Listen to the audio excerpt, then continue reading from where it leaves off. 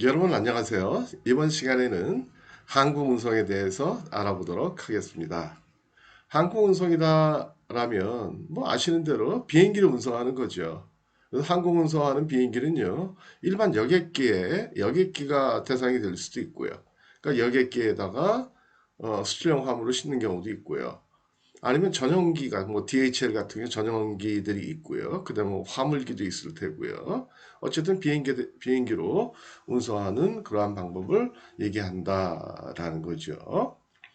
본론으로 들어가기 전에 일단 이 사이트를 좀 기억하시면 좋을 것 같아요. 이 사이트. 일단 항공운송 하면 비싸다 그렇게 느껴지시잖아요. 그죠?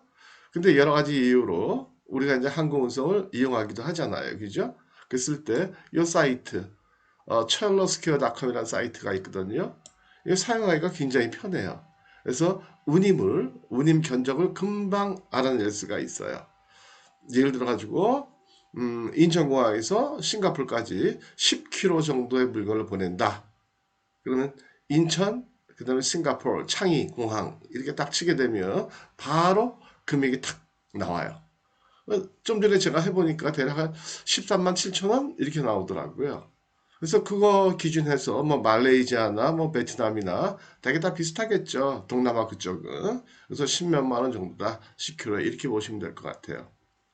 그래서 어쨌든 빠르니까. 그쵸? 예. 그래서 어쨌든 운임이 궁금하시면 요 사이트 들어가시면 삼성에서 만든 것 같아요. 삼성 SDS에서 만든 사이트 같은데 음, 아주 이용하기가 편리하고요. 그 다음에 빨리빨리 결과가 나오니까 좋더라라는 거죠. 자, 항공화물 운송의 특징 보시면은요.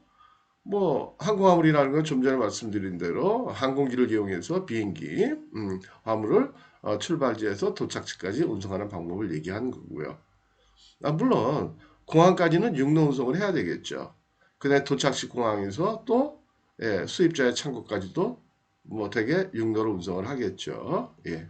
근데 이러한 모든 것들을 사실은 수출국 만약에 한국에서부터 미국의 라스베가스까지 만약에 물건을 보낸다. 그러면 국내에 있는 여러분들 창고에서 인천공항까지는 내륙 운송을 해야 되겠죠. 그 다음에 뭐 LA까지나 아니면 라스베가스까지 항공으로 운송을 하고 그 다음에 공항에서부터 바이어 창고까지는 내륙 운송을 해야 되겠죠. 이 모든 과정을 포워더가 다 처리해 준다는 거예요. 그래서 여러분들이 그 구간별로 따로 여러분들이 예약할 필요는 전혀 없다라는 거죠. 이해가 되시겠죠? 예. 그래서 여러분들 포워더한테 이제 전화하시면 되겠죠. 여기 이제 첼로에서 가격을 좀 알아보시고요. 첼로에다 의뢰를 하든지 여기서도 포워딩 서비스를 하니까 첼로에 의뢰를 하든지 아니면 여러분들이 알고 계신 포워더가 있다면 일단 여러분들이 견적을 좀 알아놓고 의뢰하시면 좋겠죠. 그렇죠? 그 다음에 항공사의 특징이라고 뭐 당연하죠. 빠르죠. 그렇죠? 뭐 그냥 바로 들어가니까. 그 다음에 비행기 안전하죠. 그죠? 안전해요. 예. 뭐 상대적으로 배로 갔을 때보다는 왜요? 배로 가게 되면 오래 가잖아요. 그다음에 배가 이렇게 뭐 미국이나 유럽 가려면 적도를 지나가잖아요. 그러다 보니 컨테이너 안에 온도들이 엄청 올라가고 그다음에 또 뭐 바닷물이 이렇게 밀쳐 들어와 가지고 물건이 상하는 수도 있고. 근데 비행기야 뭐 물론 비행기 공포증 있으신 분들이 비행기가 뭐가 안전해 씨, 무서워 죽겠는데 떨어지면 어떡하라고 안 떨어집니다. 비행기 안 떨어져요. 인간에서는. 예. 뭐 아무리 뭐 폭풍이 모아지고 막 그래도요 미리미리 잘 피해가니까 괜찮아요. 근데 경제성이라는 거는 여러 가지 뭐 배로 가게 되면 부두에서 뭐 창고려 같은 것도 발생을 하죠. 그다음에 또 배로 갈 때는 또 포장도 좀 단단히 해야죠. 뭐 여러 가지 생각해 보면 물론 배로 가는 것보다 운임은 비싸지만 여러 가지 생각해 보면 뭐 아예 뭐 무시할 정도로 그러니까 항공우선 안 해. 이럴 정도로 그다지 비싸지는 않다. 필요에 따라 쓸 수 있다라는 거죠. 대성화물은요. 저희 같은 경우에 대개 이제 샘플 보낼 때는 샘플 보내고 받을 때는 다 비행기로 하죠. 그렇죠? 예. 그다음에 소량이고 고가에 있는 화물들 있잖아요. 이런 것들도 그렇죠. 그러니까 비싼 것들이잖아요. 그죠? 화장품 같은 것도 예, 비싼 경우에는 비행기로 보내도 돼요. 괜찮아요. 그렇죠? 예. 그다음에 화장품 같은 경우에 저희 같은 경우에는 수출을 할 때요. 이렇게 뭐 로션이다 크림이다 그러면 벌크로 보내는 경우들도 있어요. 음. 포장용기에다 포장 안 하고 그럼 무게가 훨씬 덜 나가니까. 그쵸? 예, 그렇게 보내서 포장은 거기서 상담하면서 버틀링 하면 되는 거니까. 그쵸? 그 다음에 이제 시간이 긴급한 화물들, 뭐 이런 것들이 이제 많이 쓰겠죠. 그 다음에 항공 화물의 탑재 방식은요, 예, 벌크로 탑재할 수 있지만 대개는 ULD, Unit Load Device라는 정형화된 비행기형 컨테이너가 있어요. 예, 규격이 정화되어 있는. 그래서 ULD에다가 물건을 집어넣고 수출품을 집어넣고 ULD를 이제 싣는 거죠. 예. 근데 뭐 이렇게 규격화가 안 되는 물건들 있잖아요. 뭐 길다 나타든지 아니면 높다 나타든지 그러면 그럴 때는 벌크로 탑재하는 방식도 있죠. 예. 그래서 비행기에다 밑에 고리로 해서 딱 걸어가지고 하는 경우들도 있고요. 이런 거 보신 적 있나요? ULD라는 거? 한번 보여드릴까요? 예, 보시면 예, 제가 그림을 또 준비했다는 거 아니에요. 여기 보시면 이거요. 이거. 이게 ULD예요. ULD. 그래서 이렇게 네모나게 돼가지고 이렇게 네모나게 돼 있는데 예, 특징이 이쪽이 이렇게 들어가 있어요. 이게 아마 뭐 실을 때 뭐 좀 어떤 합리적으로 좀 잘 하기 위해서 그런 것 같아요. 그래서 ULD를 이렇게 예, 여기다 올려가지고 이렇게 차로 해서 이렇게 이 앞에 비행기 보이시죠? 예, 비행기 옆으로 가서 여기서 이렇게 싣는 거예요. 이게 바로 ULD다라는 거죠. 아, 이거 혹시 인터넷에서 따온 건데 그림 혹시 또 나중에 업로드 시켰을 때 또 경고받는 거 아닌지 모르겠네. 아 근데 무료 체험판 이렇게 써 있더라고요. 무료 체험판 괜찮겠죠 그러면? 예. 자 그래서 그렇고요. 다시요. 보셨죠? 지울게요. 그래서 ULD에다 싣는다 라는 거고요. 그 다음에 항공운송 계약은요, 이거 별도로 하지 않아요.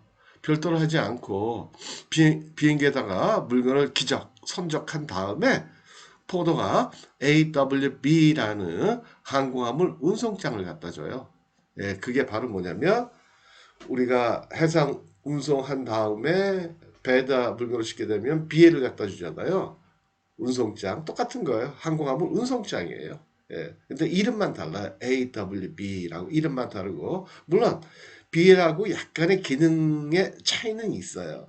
그 나중에 이제 예, 다른 시간에서 말씀드리기로 하고요. 별도로 말씀드리기로 하고 어쨌든 AWB Airway Bill이라는 거를 여러분들 잘 기억하셔야 돼요. 이게 항공화물 운송장이다. 운송장. 그래서 이걸 받아가지고 보내주셔야 되는 거예요.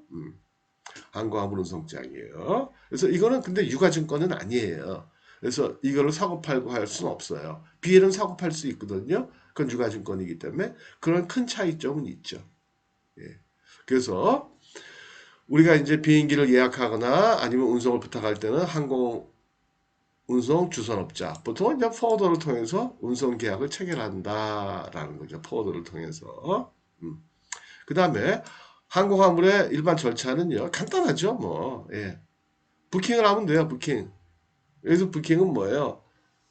아니, 밤에 어디 가셔가지고 부킹하는 게 아니고 무슨 말씀인지 알죠? 그게 아니고요. 예, 예약하는 거 예약. 부킹한다 그래, 부킹. 예, 예약을 하고. 그 다음에 이제 화물 와서 픽업해 가요. 이 픽업해 가는 것도 차량을 보내줘요. 포더가 알아가지고 배차를 해서 차량을 보내줘요. 그거다 실으면 돼요. 싣고 와서 그 다음에 인스펙션 하고요.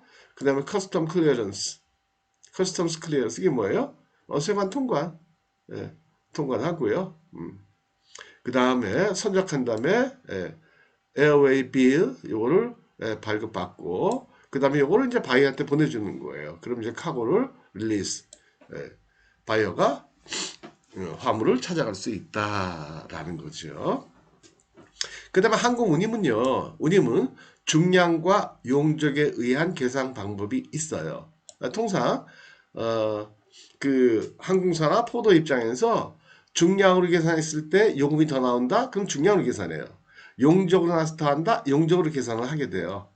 근데 용적 무게는요, 화물의 가로 세로 높이를 곱해요. 그 다음에 이걸 6천으로 나눠요. 그래서 그거당 얼마? 이때 이 가로 세로 높이는 센티를 표시해요. 그래서 만약에 100cm, 100cm, 100cm다 가로 세로 높이가 그건 얼마예요? 얼마예요? 어쨌든 예, 곱해가지고 6천으로 나누면 된다. 뭐 그렇다고 얘기를 하네요. 예. 저도 뭐 이렇게까지는 계산 안 해봤죠. 우리가 뭐 이거 계산하나요? 우리가 하는 방식은 이런 사이트 들어가는 거죠. 첼로스퀘어나 예, 이런 데 들어가가지고 운임 한번 받아보고 그다음에 포드한테도 한번 받아보고 예, 그렇게 해가지고 대략 계산 운임을 추정하면 되겠다. 그 다음에 뭐 싫은 다음에 지불하면 되는 거고요. 정리해 드릴게요. 항공운송 누구한테 맡긴다? 포드한테 맡긴다. 항공운임 견적 어디서 받는다? 이런 첼로스퀘어 같은 사이트가 많아요, 사실은. 근데 제가 보니까 이게 잘 정리가 돼 있더라고요. 전 세계 다 조회가 되니까. 예. 혹시 해외에서, 예, 해외에서 지금 강의 들으시는 분도 계시더라고요. 그런 분들도 이 사이트 들어가시면 돼요. 예. 그래서 출발지 도착지만 입력하면 바로 나오니까 그렇게 하시면 되고요. 예. 탑재 방식은 ULD 예. 비행기용 컨테이너 그쵸? 비행기 컨테이너 그걸 ULD라고 얘기한다는 거예요. 그 다음에 운송장은 AWB Airway Bill이라고 얘기한다.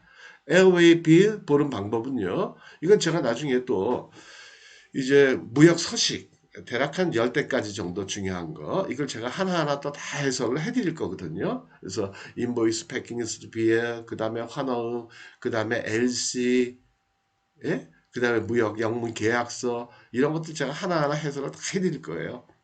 한두 달 잡아가지고 자, 우리가 저는 이 강의를요 힘 닿는 데까지 할 거예요. 힘 닿는 데까지. 어쨌든 그렇고요. 그래서 운송하는 절차는 간단하다는 거죠. 뭐 부킹하고 그다음에 픽업하고 그다음에 통관하고 선적하고 그다음에 BL 받아서 바이한테 넘겨주면 된다라는 거죠. 소식 하나 전해드릴까요? 저희 회사에서 아니면 뭐 작게는 제가 미국이나 유럽에 있는 기능성 신발이 있잖아요. 시니어들용이나 아니면 환자분들, 다리가 아프신 분들용 그 편한 신발 이러한 그 슈즈를 제가 좀 수입을 하려고 그래요. 그래서 혹시 외국에 계시면서 좋은 거, 좋은 제품 알고 계신 분 있으면 저한테 이메일 주시면은요. 저하고 한번 예, 협의를 좀 해보시죠. 어떨까요? 괜찮을까요? 예. 기능성 신발이요. 예. 그 다리가 좀 아프신 분들이나 아니면 시니어 분들 예. 많죠? 그런 신발들이 그죠? 예. 그래서 그걸 한번 해볼까 해요. 예. 국내 유통은 제가 이제 수입 마케팅 할 때 말씀드렸죠. 예. 수입할 때 제일 중요한 게 뭐다? 예, 첫 번째는 HS 코드 확인해가지고 수입 요건 확인하는 거. 확인해봤더니 이건 특별한 요건이 없어요. 그냥 아무나 그냥 수입하면 돼요. 요건 없어요. 간단해요. 그 다음에 국내 시장 조사해야 된다고 그랬죠? 예, 국내 시장 조사해 보니까 여러 가지 물건이 좀 들어와는 있어요. 근데 이제 그거 말고 더 좋고 한 그런 것들을 수입하고 싶은 거죠. 근데 유통망은요? 유통망은 제가 확보할 수 있어요. 온라인도 그렇고 오프라인도 그렇고. 그래서 어쨌든 좋은 제품만 소싱이 되면 바로 한번 해볼까 합니다. 예. 자, 오늘 여기까지 하고 마치도록 하겠습니다. 네, 저한테 연락 주세요. 연락 주세요. 예, 감사합니다.